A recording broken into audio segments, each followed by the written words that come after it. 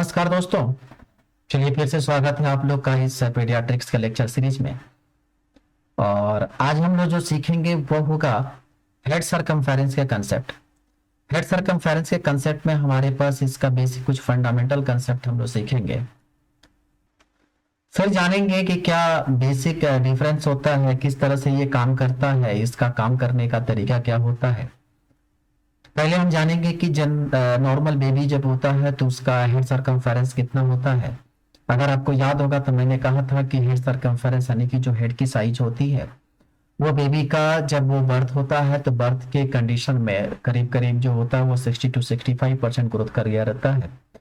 और जब बेबी 2 साल की उम्र तक आता है तब तक उसकी हेड जो होती है, हेड का सर्कल हेड जो ग्रोथ होता है वो 90 to 95% ग्रोथ कर गया रहता है। अगर आपको याद होगा तो पहले लेक्चर में इस पर हम एक ग्राफिकल रिप्रेजेंटेशन से क्वेश्चन भी कराए थे जो दिल्ली एम्स ने क्वेश्चन पूछा था। उस समय ICET नहीं था, उस समय एम्स अलग अपना एग्जाम कराता था। ठीक है, फिर उसके बाद से तो आज हम लोग सबसे पहले सीखेंगे कि हेड सरकमफेरेंस क्या होता है, और फिर हम सीखेंगे कि हेड सरकमफेरेंस अगर हेड की साइज अगर छोटी हो जाए तब क्या होता है, हेड की साइज अगर बड़ा हो जाए तो क्या होता है। ठीक है, क्योंकि दोनों कंडीशन में जो होता है वो दिक्कत होता है। कई बार ये देखते हैं कि बच्चे, आप देखे होंगे घर पे दादी माँ जो होती है खास करके बच्चे को जब तेल लगाती है, तेल से जब मालिश करती है तो मालिश करने के दौरान देखते हैं कि उनकी हेड को क्या करती है, वो प्रॉपर तरीके से दबाती है। भले हम लोगों को डॉक्टरी के पढ़ाने के दौरान उस चीजें उतना नहीं बताई जाती है कि आप जब बच्चा जब जन्म लेगा तो उसके हेड को कैसे दबाना है, लेकिन आप देखेंगे कि जो दादियां होती हैं, ठीक है, मम्मियों को तो पता नहीं रहता है, मम्मियां तो बाद में सीखती हैं, पर दादी जो लोग होती है ना वो बच्चों के हेड को बड़े अच्छे तरीके से दबाती हैं और फिर बाद में बताती हैं कि बच्चे के हेड को कैसे सुलाना नहीं है, कैसे आपको नहीं रखना है। ये सब चीजें भी होता है, उसमें एक केसेस भी आप लोग को मिलेगा जब हम आके बताएंगे। कई बार ऐसा होता है कि बच्चे को जो होती है, बच्चे की केयर अच्छे से नहीं होती है तो बच्चा एक तरफ ही ज्यादा सोया रहता है तो उसका सर जो होता है थोड़ा सा दब जाता है, कहते हैं ना पचक जाना, दब जाता है। तो वो एक बीमारी नहीं होती है, बस एक तरह के सिम्टम्स होता है, ध्यान रखेंगे, वो कोई डिजीज नहीं होती है। ऐसा नहीं होगा कि बच्चा न्यूरल डिसऑर्डर हो गया या ब्रेन डिसऑर्डर हो गया, ऐसा कुछ नहीं होता है।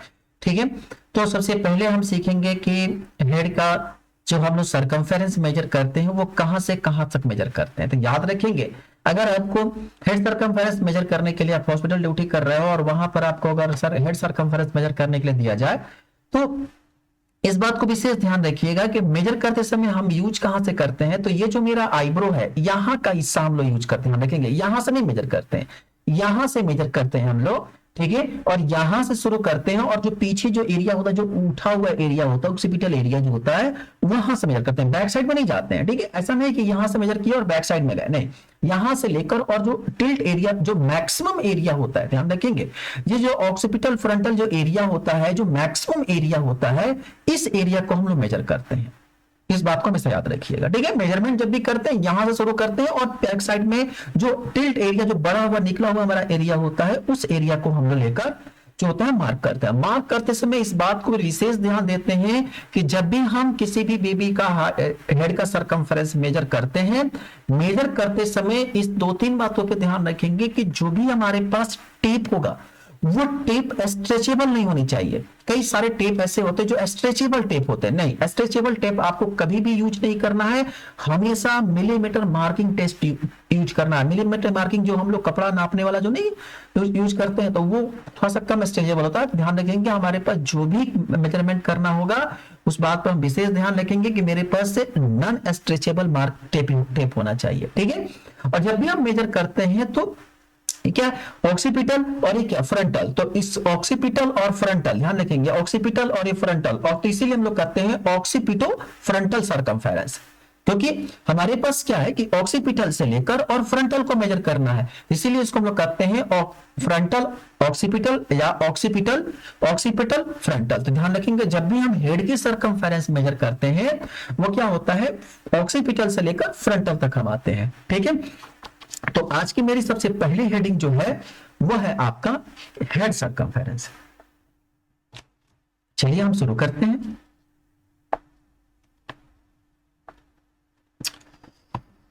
सॉरी, चलिए तो शुरुआत करते हैं। सबसे पहले हम जो पढ़ेंगे वो है आपका हेड सरकमफेरेंस के बारे में।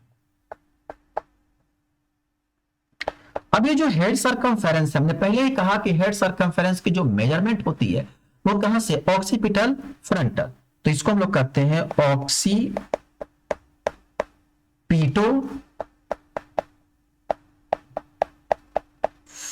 फ्रंटल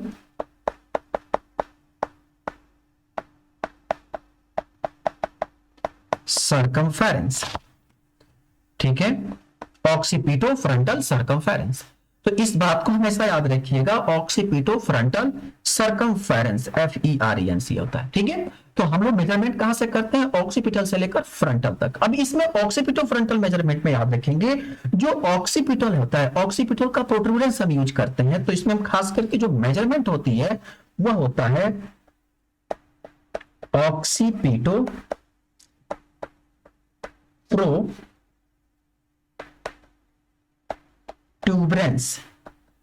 कहां से, ऑक्सीपिटल प्रोट्यूबरेंस से लेकर कहां तक, सुप्रा ऑर्बिटल सुप्रा ऑर्बिटल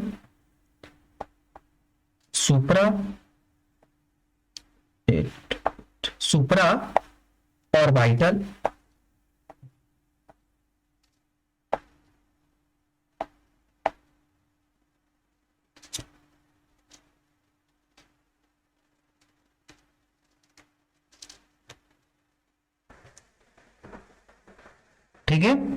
तो इसमें क्या होता है कि ऑक्सीपिटो, ध्यान रखेंगे, ऑक्सीपिटो प्रोट्यूबरेंस जो ऊपर का हिस्सा है ऑक्सीपिटो प्रोट्यूबरेंस होता है, और ये सुप्रा ऑर्बिटल रिजिड ऑफ फोरहेड। तो यहां से हम मेजर करते हैं और कहां आते हैं, यहां पे आते हैं, ये डिस्टेंस होता है। ठीक है, ध्यान रखेंगे, इसी डिस्टेंस का मेजरमेंट जब बच्चा जब डिलीवर के कंडीशन होता है वहां पर भी हम मेजर करते हैं। यही हमारे पास ऑक्सीपिटो प्रोट्यूबरेंस, ध्यान है कि ऑक्सीपिटल क्या कहते हैं, फ्रंटल, और फ्रंटल ऑक्सीपिटल डिस्टेंस हम लोग मेजर करते हैं वहां पे।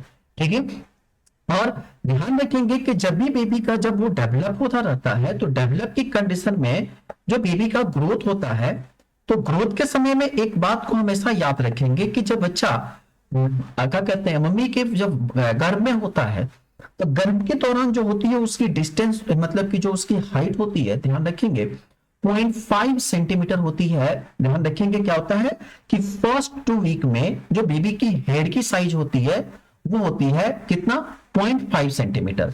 तो फर्स्ट 2 वीक में होता है 0.5 सेंटीमीटर। कितना, फर्स्ट 2 वीक में जो होता है वो होता है 0.2। ध्यान रखेंगे 6.5 नहीं है, ये जो है 0.5 सेंटीमीटर है। ठीक है, फर्स्ट 2 वीक में 0.5 सेंटीमीटर होता है, और उसके बाद 3rd वीक में जो होता है वह आपका 0.75 सेंटीमीटर। ठीक है, फर्स्ट 2 वीक जो होता है 0.5 सेंटीमीटर, 3rd वीक में बेबी की जो हेड का सर्कमफेरेंस होता है वो जाता है 0.75 सेंटीमीटर। ठीक है, उसके बाद और ध्यान रखेंगे, पर उसके बाद जो होता है 1 सेंटीमीटर पर वीक ग्रोथ करता है टिल बर्थ। बर्थ तक इसकी जो ग्रोथ होती है वह 1 सेंटीमीटर पर वीक होती है, और ये बढ़ते बढ़ते बढ़ते बढ़ते जब बेबी बर्थ लेता है, जन्म लेता है, तो ऐसे कंडीशन में एट बर्थ, बहुत मोस्ट इंपॉर्टेंट क्वेश्चन है ये, एट बर्थ बेबी की जो हेड की सर्कमफेरेंस होती है वो होती है 30-35 सेंटीमीटर। ये मोस्ट इंपॉर्टेंट क्वेश्चन है, कई बार के एग्जाम में पूछा हुआ क्वेश्चन है, ध्यान रखिएगा। ये जो क्वेश्चन है कई बार, एक बार कौन पूछता है, ये कई बार के क्वेश्चंस हैं एग्जाम के पूछे हुए, मतलब इसको आप जितनी बार याद करो उतना सबसे कम रहेगा। ध्यान रखिएगा, इसको आप रट जाइएगा। ठीक है, कि व्हाट इज द, क्योंकि बर्थ की कंडीशन में हेड का सर्कमफेरेंस अगर आपको याद है तो इस पे क्वेश्चंस पूछे जाते हैं, वो आप आसानी से कर लेंगे। अगर इस पे आपका क्वेश्चन, मान लीजिए अभी हम आपको एक डाटा बताएंगे, डाटा जो बताएंगे थोड़ा सा टूटा फूटा डाटा है, किसी बुक में कुछ और लिखा है, किसी बुक में कुछ और लिखा है। ठीक है, तो हम उसी चीज को बताने की कोशिश करेंगे, देखेंगे आपको ज्यादातर आप कैसे उसको सॉल्व करना है, क्योंकि हम आपको क्वेश्चन निकालने का तरीका बताएंगे देखिए जब बेबी होता है तो बेबी की खास करके जो एवरेज हाइट, ध्यान रखेंगे एवरेज जो हेड की सरकमफेरेंस हुआ कितना होता है 30 to 35 सेंटीमीटर। ठीक है, एवरेज अगर पूछा जाए तो 35। अगर कई बार किसी किसी बुक में जो लिखा गया है हेड की सरकमफेरेंस हुआ है 33 to 35 सेंटीमीटर, किसी किसी बुक में 30 to 35 सेंटीमीटर लिखा गया है। ठीक है, तो आप जो है स्टैंडर्ड बुक जो पिघाई की बुक है उसमें स्टैंडर्ड में लिखा गया है 33 to 35 सेंटीमीटर। ठीक है, ध्यान रखेंगे फर्स्ट जो बेबी जो होता है उस कंडीशन में जब इसकी जो नॉर्मल हाइट, नॉर्मल हेड की सरकमफेरेंस जो होती है वो 35 सेंटीमीटर होती है। बच्चा जब 3 मंथ का होता है तो उस स्थिति में इसकी जो हाइट होती है, जो हेड की सरकमफेरेंस होती है वो करीब करीब 40 सेंटीमीटर होती है। 3 मंथ पे करीब करीब 40 सेंटीमीटर। अब ध्यान रखेंगे 3 मंथ पर 40 सेंटीमीटर, किसी किसी बुक में इसी को 41 सेंटीमीटर भी लिखा गया है। ठीक है, क्योंकि जो फॉर्मूला आता है उससे 41 सेंटीमीटर आता है। ठीक, उतना ही नहीं, कहते हैं कि जब ये 6th मंथ का बेबी होता है तो इसका जो हेड की सरकमफेरेंस होती है वो होता है 43 सेंटीमीटर। ठीक है, जब 6th मंथ का। लेकिन जब आप इसी क्वेश्चन को एक बार और एग्जाम में पूछा गया था कि एक बेबी है जिसकी हेड की सरकमफेरेंस 35 सेंटीमीटर है तो कितने मंथ के बाद वो 43 सेंटीमीटर का हो जाएगा, तो वहां पे आंसर जो दिया था वो दिया था 5 मंथ। इसीलिए हम लोग 1 मंथ का रेंज लेके चलते हैं। 5 to 6 मंथ जो होता है वो 43 सेंटीमीटर का होता है। ठीक है, उसी तरह से जब ये 46 सेंटीमीटर का होता है, कब, जब ये बेबी जो होता है वह 1 ईयर का होता है। ठीक है, और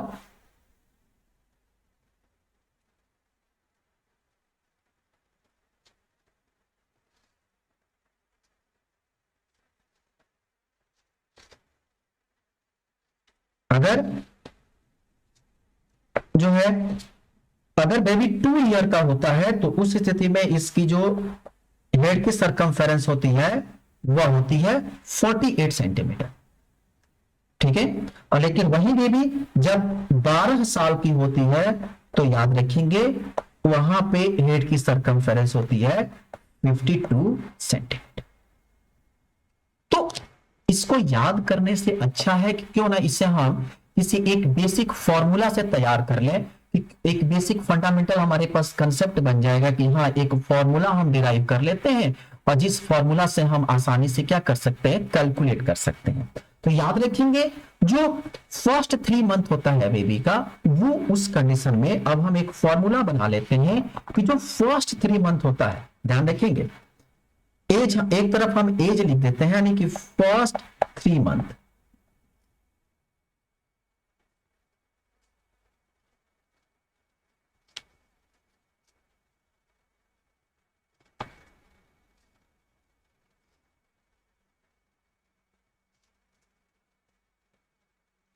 बेबी जो है वो अगर फर्स्ट 3 मंथ में है, थोड़ा सा लिखने की आदत नहीं है तो इसे थोड़ा सा दिक्कत हो रहा है।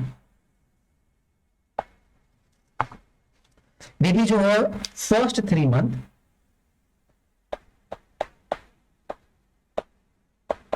याद रखेंगे इसकी जो हाइट होती है वो 2 सेंटीमीटर पर मंथ बढ़ती है। First 3 month 2 centimetre per month इसकी हेड की जो सरकमफेरेंस है वो इंक्रीज करती है। ठीक है, जो नेक्स्ट 6th मंथ होता है, कहां से कहां तक, तीसरे महीने से, फर्स्ट 3 मंथ में 2 सेंटीमीटर, नेक्स्ट 6th मंथ जो होता है वो 1 centimetre per month.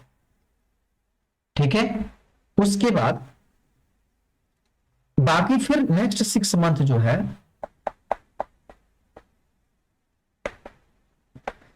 0.5 centimetre per month. ठीक है, और नेक्स्ट 2 ईयर जो होता है वह 0.2 सेंटीमीटर पर मंथ। ये एक बेसिक फॉर्मूला है। इस फॉर्मूला से आप चाहें तो आसानी से डिराइव कर सकते हैं, आसानी से बता सकते हैं। क्वेश्चन पूछते कि बताइए कि एक बेबी है और उसका 4 महीने के बाद उसका हेड का सरकमफेरेंस कितना होगा, तो आप कैसे कैलकुलेट करोगे। ठीक है, तो 4 मंथ के बाद अगर कैलकुलेट करना होगा तो याद रखेंगे बर्थ के कंडीशन में कितना होता है 35 सेंटीमीटर, हमें एवरेज पढ़ते हैं कितना 35 सेंटीमीटर, ठीक है। तो 4 मंथ के बाद पूछता है तो बताइए कि पर मंथ कितना बढ़ रहा है, 2 सेंटीमीटर फर्स्ट 3 मंथ। तो फर्स्ट 3 मंथ बढ़ेगा 2 सेंटीमीटर, तो कितना हो गया, 3 मंथ यानी कि 2 तिहाई 6 सेंटीमीटर। फिर बच गया 1 मंथ जो होगा वो कितना 1 सेंटीमीटर, यानी कुल मिला कितना 7 सेंटीमीटर। इसमें जोड़ दीजिए तो 35 7 42 सेंटीमीटर का बेबी का कितना होगा, 42 सेंटीमीटर जो होगा बेबी का हेड का सरकमफेरेंस होगा 4 महीने के बाद। तो ये एक बेसिक फंडामेंटल कंसेप्ट होता है जिससे आप आसानी से क्या कर सकते हैं, कैलकुलेट कर सकते हैं। ठीक है, चलिए अब इसके बाद हम लोग सीखते हैं कि अगर मान लीजिए कि मेरे पास हेड का सरकमफेरेंस यानी कि जो ब्रेन का सरकमफेरेंस हमें मेजर करने की बात आ गई, ठीक है, तो याद रखेंगे कि पहले जो हमने कहा था कि जब बेबी धीरे धीरे उसका ब्रेन का डेवलपमेंट होता है तो साइज ऑफ ब्रेन जो होता है फर्स्ट मंथ पर, एट फर्स्ट मंथ, 1 मंथ में जो होता है बेबी का 36% ऑफ एडल्ट साइज। ठीक है, वही 1 ईयर में जो होता है वह 72% ऑफ एडल्ट साइज। और आपको याद होगा तो हमने कहा था कि अगर 2 ईयर का बेबी है तो 85 to 95% ऑफ एडल्ट साइज। ठीक है, ये चीजें हम आपको पहले बता चुके हैं कि याद रखिएगा मैक्सिमम ग्रोथ जो होता है वो ब्रेन का कब होता है, फर्स्ट और second year of the life. तो याद आप यहां पर नोट करके लिख लो कि मैक्सिमम ग्रोथ ऑफ द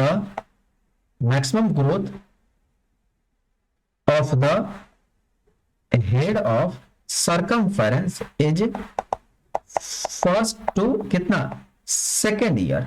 याद रखेंगे फर्स्ट और सेकेंड ईयर के बीच में इसकी जो होती है मैक्सिमम ग्रोथ होती है। ठीक है, चलिए अब इसके बाद हम लोग इसके आगे की तरफ बढ़ते हैं और आगे की कहानी को सीखते हैं। अब देखो जो हेड की साइज है बेबी का, ये तो हमको समझ में आ गया कि हाँ इसका हेड का साइज जो है वो नॉर्मल है। अब मान लीजिए कि बेबी की जो हाइट की साइज है वो छोटा हो जाए या बेबी की हेड की साइज जो है वो क्या हो जाए, बड़ा हो जाए। तो अगर हेड की साइज छोटा हो जाए तो भी दिक्कत है, अगर हेड की साइज बड़ा हो जाए तो भी दिक्कत है। तो याद रखेंगे कि अगर बेबी की हेड की साइज अगर छोटी हो जाती है, नॉर्मल हेड से अगर उसकी साइज छोटी हो जाती है तो उसको हम लोग कहते हैं माइक्रोसीफेली। क्या बोलते हैं, सीफेली। तो सीफेलो का डाटा आपको पढ़ा होगा, सीफेली हेड से रिलेटेड है। तो अगर हेड की साइज जो होती है वो छोटी हो जाए तो उसे कहते हैं हम लोग माइक्रोसीफेली। अगर हेड की साइज अगर बड़ी हो जाए तो उसे हम लोग कहते हैं मैक्रोसीफेली। ठीक है, तो अब क्वेश्चन आता है कि हेड की साइज बड़ा और छोटा ही क्यों होता है, तो उसके पीछे कई सारे रीजन होते हैं। ठीक है, पहली बात मान लीजिए कि जो डेवलपमेंट हमारा हो रहा था सिर्फ सीएसएफ अंदर पाया गया, सीएसएफ की मात्रा ही अगर कम पड़ गया तो ब्रेन क्या करेगा, श्रिंक कर जाएगा।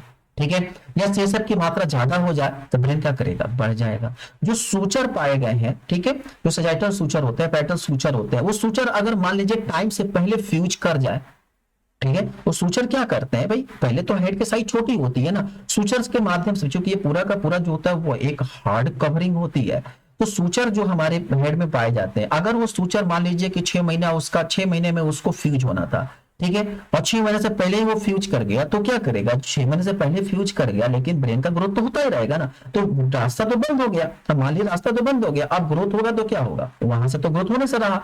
तो ऐसे कंडीशन में सूचर भी अगर कभी कभी टाइम से पहले अगर बंद हो जाता है तभी हमारे पास ग्रोथ जो होती है वो रुक जाती है या ब्रेन की साइज कम हो जाती है। या कई बार होता है कि ब्रेन के साइज बढ़ने में ज्यादा योगदान होता है कि हेमोरेजेज हो गया या पसेस इकट्ठे हो गए, ठीक है, या गैर सल्काई का जब मात्रा है वो बढ़ गया, माने कई सारे इसमें कारण होते हैं जिसके चलते हेड की साइज बढ़ भी सकता है और हेड की साइज छोटा भी होता है। ठीक है, तो हमें इसी के बारे में सीखना है कि हेड की साइज अगर बढ़ेगा तो क्या होगा और हेड की साइज अगर छोटा होगा तो क्या होगा। ठीक है, तो सबसे पहले हम इसमें सीखेंगे कि हेड की साइज अगर मान लीजिए कि नॉर्मल साइज से क्या हो जाए, अगर छोटा हो तो क्या कहलाएगा। ठीक है, तो याद रखेंगे सबसे पहला हम इसमें सीखेंगे वो होगा माइक्रोसीफेली की कंसेप्ट। तो पहला हम लोग सीखेंगे माइक्रोसीफेली। ठीक है, अब आप ये बात की माइक्रोसीफेली क्या होता है, तो आप इस माइक्रोसीफेली, माइक्रो मतलब छोटा, सिफेली मतलब क्या होता है, हेड। माइक्रोसिफेली मतलब छोटा हेड। अब माइक्रोसिफेली का मतलब माइक्रोबायोलॉजी नहीं कि छोटा सब्जेक्ट है, नहीं, माइक्रोबायोलॉजी सबसे बड़ा सब्जेक्ट है। ठीक है, उसको पढ़ने में तो आधा तो पैसे ही लग जाता है दिमाग, अब हम क्या बताएं। ठीक है, आप उस तरह से जानते भी होंगे, पढ़े भी होंगे, तो आपको अच्छे तरीके से इसके बारे में आइडिया होगा कि माइक्रोबायोलॉजी कैसा सब्जेक्ट है। ठीक है, चलिए तो बात करते हैं माइक्रोसिफेली का। तो माइक्रोसिफेली को आप हमेशा याद रखिएगा कि इसमें जो पुरानी बुकों में लिखा जाता था उसमें कहा जाता है कि अगर हेड की साइज जो होती है, यानी हेड की सरकमफेरेंस जो होती है, अगर वह -2 स्टैंडर्ड डेविएशन से अगर कम होती है, ध्यान रखेंगे, -2 स्टैंडर्ड डेविएशन से या -z स्कोर से कम होती है, जिसको -2, लेकिन अब की जो बुक आई है नए बुक, उसमें लिखा गया -3 स्टैंडर्ड डेविएशन। हमें पता है, उम्मीद करते हैं कि आने वाले समय में इसको फिर चेंज करके -2 कर दिया जाएगा। ठीक है, तो कहते हैं कि अगर इसी को हम लोग दूसरा नाम देते हैं स्मॉल हेड, इसका दूसरा नाम होता है स्मॉल हेड। याद रखेंगे, इसका अगर डेफिनेशन आपसे पूछा जाए तो डेफिनेशन क्या होता है, इसकी डेफिनेशन होती है कि अगर हेड की साइज जो होती है वो -3 स्टैंडर्ड डेविएशन से अगर छोटा होता है, क्या लिखेंगे डेफिनेशन, इसका definition, head circumference is less than -3 standard deviation या जेड स्कोर। ध्यान रखेंगे, अगर -3 स्टैंडर्ड डेविएशन या जेड स्कोर से अगर कम होता है, -3 क्या है, -3 है, ध्यान रखेंगे, -2 नहीं। अभी तक बुक में अगर -2 है तो आप उसको -3 कर लीजिए, क्योंकि न्यू बुक में सब -3 ही लिखा हुआ है। ठीक है, तो अगर जब -3 स्टैंडर्ड डेविएशन से अगर क्या होता है, कम होता है, किस आधार पर, according to age and sex, तो क्या कहते हैं, score of expected according to age and sex of the baby. तो बेबी के एज एंड सेक्स के आधार पे जो होता है, अगर वो -3 स्टैंडर्ड डेविएशन से अगर कम होता है तो उससे हम लोग कहते हैं क्या चीज, क्या बोलते हैं उसको, स्मॉल हेडेड बेबी, या उसको हम लोग कहते हैं माइक्रोसिफेली। ठीक है, अब ये जो माइक्रोसिफेली के जितने भी बेबी होते हैं, अब इसमें सबसे बड़ी चीज होती है कि इनमें क्या क्या ऐसे सिम्टम्स पाए जाते हैं। ठीक है, तो इनके सिम्टम्स पाए जाने के लिए अब आपको हम बता रहे हैं कि इनमें क्या क्या ऐसी कंडीशन होती है। अब इस कंडीशन को समझते हैं। देखिए, ये जितने बेबी होते हैं, इनके जो, ये खास करके ये बेबी जो होते हैं आपके क्या कहते हैं, इनकी जो वॉइस की जो टेक्सचर होती है, ठीक है, और इनकी जो वोकल कॉर्ड होती है, ठीक है, तो जो ये जितने भी आपके स्मॉल हेड वाले बेबी होते हैं, इनके जो इंपॉर्टेंट कॉज कौन कौन होते हैं, तो इसमें आपको याद रखना है, सबसे पहला कॉज इसमें जो होता है वह जो सिंड्रोम इफेक्ट होता है, जिसको हम लोग कहते हैं क्राइडो-कैट सिंड्रोम। ध्यान रखिए, क्राइडो-कैट सिंड्रोम। ये क्राइडो-कैट सिंड्रोम होता क्या है कि बेबी के जो 5वें नंबर क्रोमोसोम होते हैं, उसके छोटे वाले क्रोमोसोम होते हैं, ध्यान रखिए 5वें नंबर क्रोमोसोम के छोटा जो पार्ट होता है, अगर पी है, ध्यान रखिएगा 5p माइनस कहा जाता है। 5p माइनस का मतलब हो गया कि 5वें नंबर क्रोमोसोम पी और क्यू पी जो होता है स्मॉल क्रोमोसोम को रिप्रेजेंट करते हैं, और क्यू जो होता है वह लार्ज क्रोमोसोम को रिप्रेजेंट करते हैं। ठीक है, तो 5वें नंबर क्रोमोसोम का जो स्मॉल क्रोमोसोम होता है वो डिलीट हो जाता है। ठीक है, उसमें क्या होता है, उसको हम म्यूटेशन कहते हैं। उसमें जब वो डिलीट हो जाता है तो बेबी जो है वो सही रूप से नहीं प्रोनाउंस कर पाती है, जिसका परिणाम होता है कि बेबी की जो आवाज होती है वो बिल्ली की तरह म्याऊं म्याऊं करके आवाज आती है उनकी। ठीक है, जब वो बच्चा रोता भी है तो वो म्याऊं म्याऊं करके बोलता है, उसको आगे चलकर हम लोग कैट क्राई सिंड्रोम बोला जाता है। ठीक है, तो उसका जो रियल नेम होता है उसको हम लोग कहते हैं क्राइडो-कैट सिंड्रोम, या बाद में उसे हम लोग कहते हैं कैट क्राई सिंड्रोम। ठीक है, उसमें होता क्या है कि ये 5वां नंबर क्रोमोसोम है, 5वां नंबर क्रोमोसोम वीपिंग के लिए मतलब रोने के लिए है, उसका जो छोटा वाला क्रोमोसोम है वो डिलीट हो जाता है, म्यूटेशन हो जाता है। ठीक है, तो सबसे पहला जो हमारे पास होता है उसको हम लोग कहते हैं, याद रखेंगे, फर्स्ट जो है वह है cry do cat syndrome.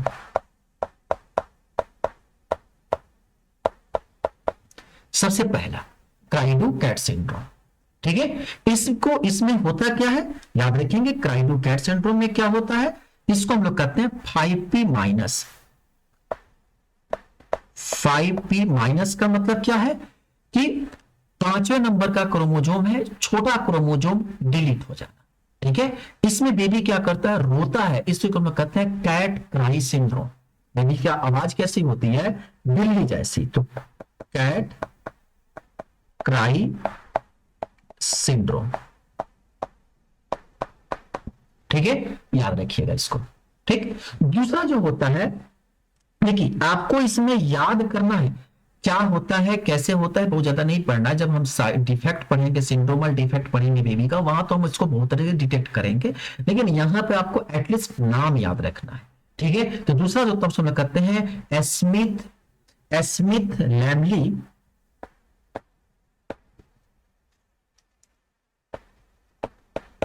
Smith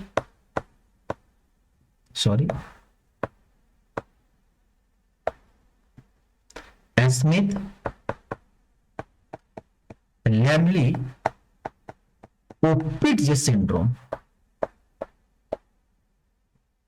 ठीक है, Smith Lemli LEMLI Lemli Opitz syndrome, इसलिए हम आपको कैपिटल अक्षर में लिख रहे हैं ताकि आप उस स्पेलिंग हमारे राइटिंग पे मत जाए, क्योंकि थोड़ी सी लिखने में दिक्कत हो रही है, तो आप कृपया करके जो कंसेप्ट दे रहे हैं उसको पर जाइए, हैंड राइटिंग से क्या करना है। ठीक है, ऐसे भी हम डॉक्टर बदनाम होते हैं हैंड राइटिंग के मामले में, लेकिन थोड़ा से स्क्रीन पर साफ नहीं लिखा पा रहा है। ठीक है, तो पहला क्या है, क्राइडू-चैट सिंड्रोम, दूसरा जो है स्मिथ लैमली ओपिट्ज सिंड्रोम, तीसरा जो है वह है आपका Patau syndrome, PATAU Patau syndrome. ठीक है, पटाउ सिंड्रोम आपको पता ही है कि इसमें क्या होता है कि 30 नंबर क्रोमोसोम की जो होती है वो संख्या अधिक हो जाती है, इसको हम लोग कहते हैं ट्राइसोमी। ट्राइसोमी क्या होता है, ये ट्राइसोमी होता है, और किस नंबर क्रोमोसोम पे होता है, ये जनरली जो होता है वो आपका 30 नंबर क्रोमोसोम पे होता है, ट्राइसोमी 30। 13 नंबर क्रोमोसोम पे जो होती है इसकी जो पेयरिंग होती है वो ज्यादा हो जाती है। ठीक है, पटाउ सिंड्रोम का मतलब ये कहीं से ये नहीं होता है कि जो लड़का या लड़की होता है वो लड़की या लड़का पटाने की टेंडेंसी ज्यादा रखता है, पटाउ सिंड्रोम का मतलब कहीं ऐसा नहीं होता है। ठीक है, इसकी एक डिसऑर्डर होते हैं पटाउ सिंड्रोम का। ठीक, चौथा जो है वह है आपका Edward syndrome. Edward syndrome, Edward syndrome में भी ध्यान रखेंगे, एडवर्ड सिंड्रोम एड मतलब क्या, eight, E for Edward, E for eight. ठीक है, तो एडवर्ड जो होता है वह 18 नंबर क्रोमोसोम की ट्राइसोमी होती है, याद रखेंगे यहां पे ये ट्राइसोमी होता है कितने नंबर पर, 18 नंबर क्रोमोसोम का। ठीक है, ये किसका ट्राइसोमी होता है, 18 नंबर, 18th नंबर क्रोमोसोम का ये ट्राइसोमी होता है। ठीक है, तो याद रखेंगे 18 नंबर क्रोमोसोम का ये ट्राइसोमी होता है। ठीक, इसके बाद चौथा के बाद पांचवा देखें, अगर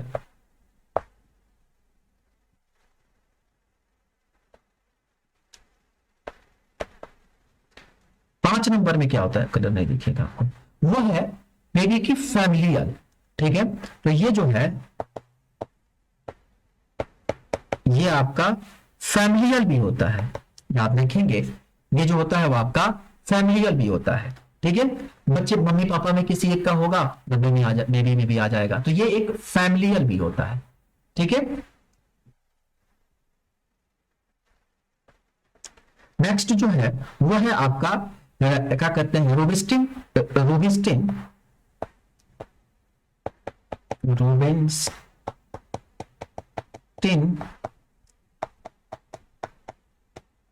टाइबी सिंड्रोम। ठीक है, और लास्ट में है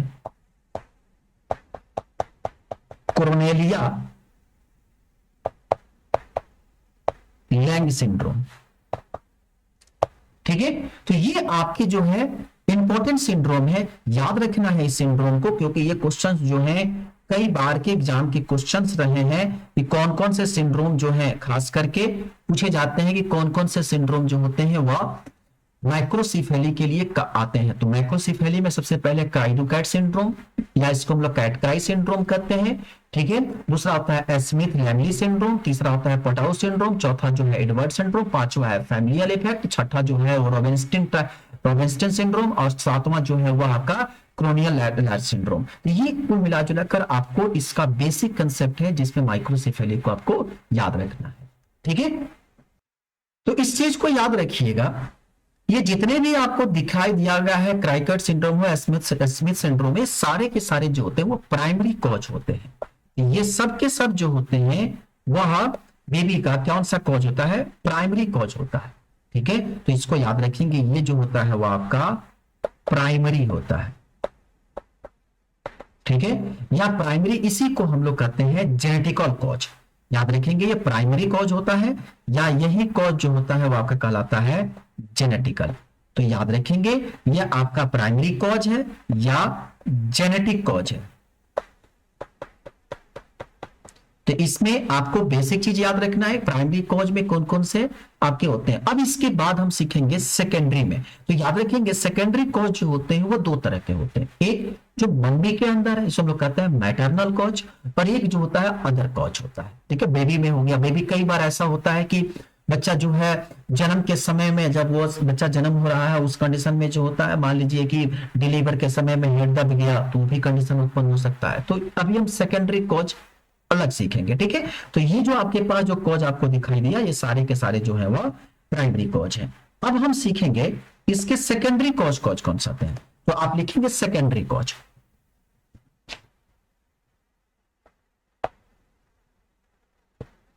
secondary cause of microcephaly, secondary cause of microcephaly, ठीक है। अब ये सेकेंडरी कॉज जो होते हैं वो दो भागों में बढ़ जाते हैं। एक जो होता है उसको हम लोग कहते हैं मैटरनल कॉज, और एक जो होता है उसको हम लोग कहते हैं अदर कॉज। तो सबसे पहले हम सीखते हैं मैटरनल कॉज के बारे में कि मैटरनल कॉज कौन कौन से होते हैं।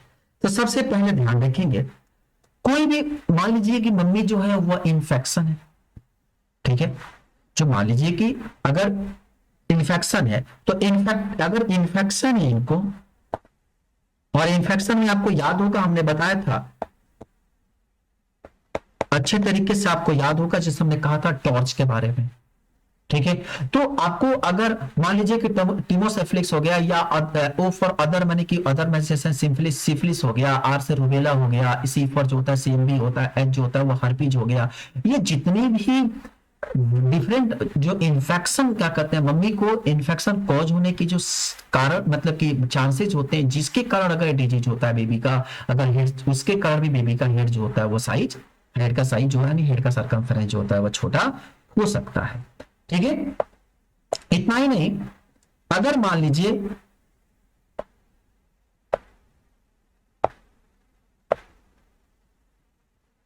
सपोज करिए कि अगर बेबी की जो हाइट है, अब मतलब यहां तक तो मिल गया, कभी कभी ऐसा होता है कि मम्मी जो है वो अल्कोहलिक हो, तो दूसरा कोच जो होता है मदर जो है वो अगर अल्कोहलिक हो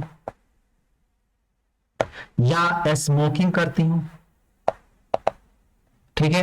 तो या तो अल्कोहलिक हो या तो स्मोकिंग करती हो, या मान लीजिए कि कोई रेडिएशन एक्सपोजर हो गया,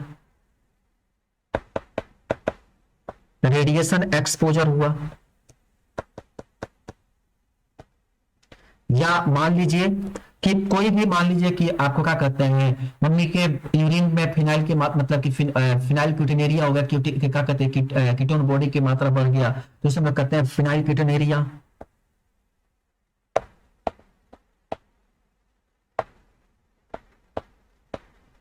फिनाइल कीटोन्यूरिया, ठीक है। तो फिनाइल क्यूटिनेरिया के कंडीशन में भी ये कंडीशन हो सकता है। या मान लीजिए कि मम्मी जो है वो बहुत ज्यादा मेडिसिन ले रही हो, ठीक है, तो क्या कहते हैं टेट्रोजेनिक भी हो सकता है। तो अगर कोई मेडिसिन ले रही है, जैसे मैं आपको ले लीजिए क्या कहते हैं फेनिटोन,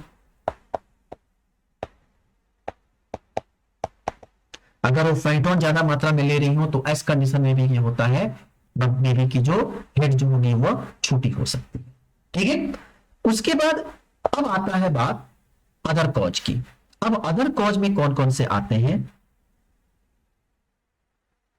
अब आती है बात अदर कॉज की।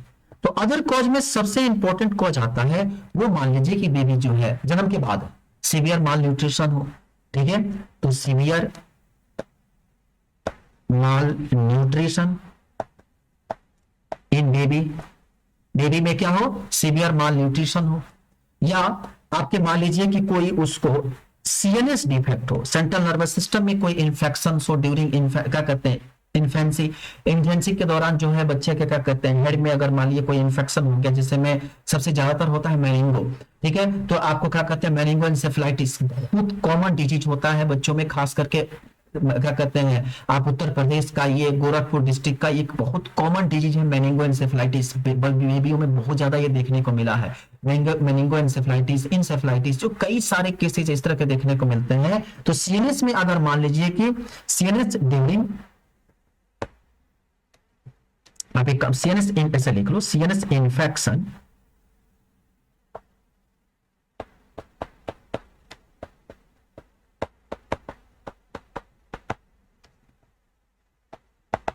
ड्यूरिंग इन्फेंसी, एग्जाम्पल में लिख लो मेनिंगो इंसेफेलाइटिस, ठीक है, ये भी जो है बहुत इंपॉर्टेंट कॉज के रूप में काम करता है। इतना ही नहीं, अगर कई सारे और भी क्या कहते हैं, जैसे मान लीजिए कि एक्वायर्ड माइक्रोसिफेली, ये भी जो है कई बार आपको देखने को मिलता है इस तरह के डिजीज, लिख लीजिए। नेक्स्ट जो है acquired microcephaly,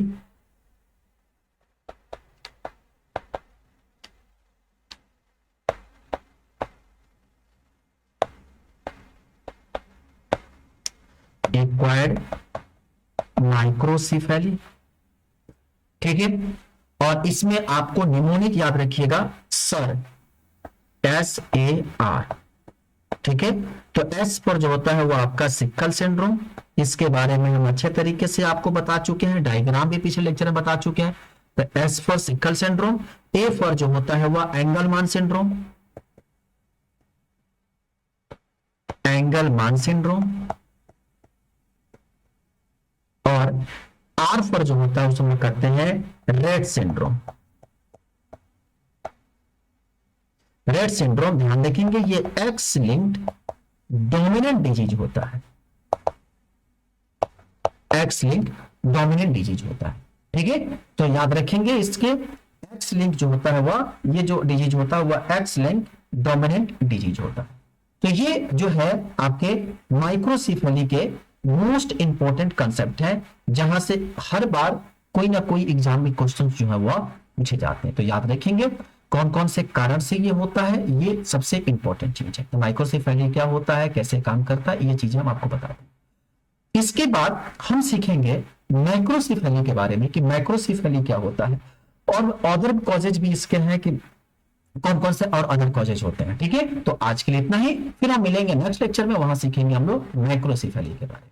thank you so much for watching.